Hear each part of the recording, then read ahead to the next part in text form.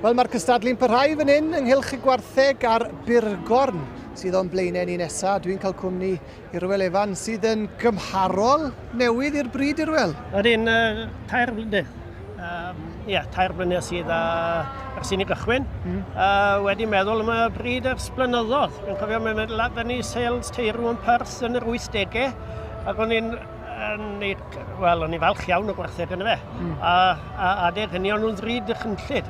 A maen nhw'n dal i fod yn reit brisiol, ond ar y cyfan ni wedi disidio ni fyna ti 2 blynedd yn ôl y reit mae'n mynd mewn iddyn nhw, neu fydd nhw'n rhy hen. Mae da ni nawr tia 70 fan nhw. Yn ffermio'n Llanilar, ar gyrion pentre Llanilar, mae'n fywch sydd yn gweddi'r ardal a'r tir yn dda, achos i chi wedi cael llwyddiant ysgubol mae eleni fel gysoch chi llynedd? Do, mor belled, ni wedi cael cynta yn yr hen deirw a cynta yn teirw ifanc a'r ail yn y teirw ifanc. Boes. Ac eithon ni'r pencampwriaeth efo tarw ifanc a'r gil wobr efo hen darw. A nawr, ydych chi gynrychiolaeth yn y dosbarth yma nawr? Oes. I'r heffrod a'r fywch hefyd, ie? Mae fywch, da ni gelon ni cynta a ail yn y bichod. Ie. Ac gelon ni ail wedyn ar heffer ifanc. A nawr mae'r pencampwriaeth wedi mynd i heffer gyflo. Heffer gyflo o eiddo? O eiddo Ffran yw enw fe, vet yw e o Wiltshire. O, reit. Ie. A'r pwy eitha hi fan hyn nawr te, achos chi sydd ar fywch fawr yn fyna nawr, mae'n fywch dda, ynddo fi? O'n i'n fywch fawr dromfel ynddo fe. Ond pan bo hon wedi mynd â hir, wel, beth sy'n neud i hon sefyll allan te? Wel, sa'n gwybod, mae'n cerdded yn well na bywch ni, falle mae bywch ni twtch bach yn drwm. Mae'n dros dynnell y fywch. O, di ddiwir? Ydy. A wedyn mae ni nawr yn ail i'r heffer yma, a mae'n dod fewn nawr.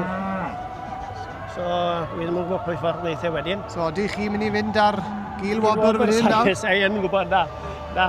A gweud y gwir, dwi ddim yn gwybod be mae'r judge yn gadw, pwy deip mae'n gadw. Ond... Ac un peth sy'n rhyfeddu fi am y bichod yma, yw maen nhw'n dod yn rhai coch, yn rhai broc ac yn wyn. Odyn. Mae'n y lliwiau i gael.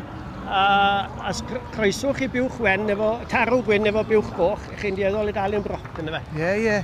A dyna ni ar gil wobr? Dyna gil wobr yn mynd i'r heffer ifanc, y junior heffer. Pwy sydd wedi pia honna, fi ddim rhy siŵr oherwydd o bachgen yna'n cymeryd bartheg fewn i ddangos i bobl eraill yna fe.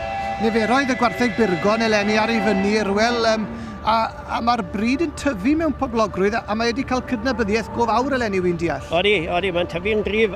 Wythnos diwetha, mae'n illodd y bryd ar y garden air am y cyd gorau. Ansawdd y cig a... Y rib steak, y rib eye, sori, a wedyn yr fillet. Do fe wir? Ac nhw 2 wobr air fel, a'r hynny wedi dod allan o gwartheg Burgorn. A mae hwn yn mynd i fod yn hwb i'r bryd wrth symud ymlaen i'r dyfodol, sy'n dwywaith? Odi, sicr, achos maen nhw wedi cynyddu. Mi'n meddwl mae'r Burgorn yw'r bryd sydd wedi cynyddu fwyaf dros y 2 blynedd fatha yna fe, mewn rhifedi. Ac yn lloian weddol rhwydd? Lloian weddol rhwydd. Mae'n dawel iawn, digonedd o last yn nhw. Ac dod yn bwysau. A dyna ni, y dyn hapus, braf i weld y ieuenctid yma'n arwen y ffordd at y dyfodol ac yn cael hwyl arni. Dyma sy'n mynd i gadw nhw yn y diwydiant yn dyfew, cael llwyddiant fel un yn y sioe. Ie, yn sicr, fydd hwn yma am blynyddoedd i ddod. Bydd. Ardderchog. Llongorchiadau mowr iawn iddo fe ac i chi fel teulu. Mae'r tarw gwyn ar y ffordd fewn nawr i fynd yn erbyn rhain.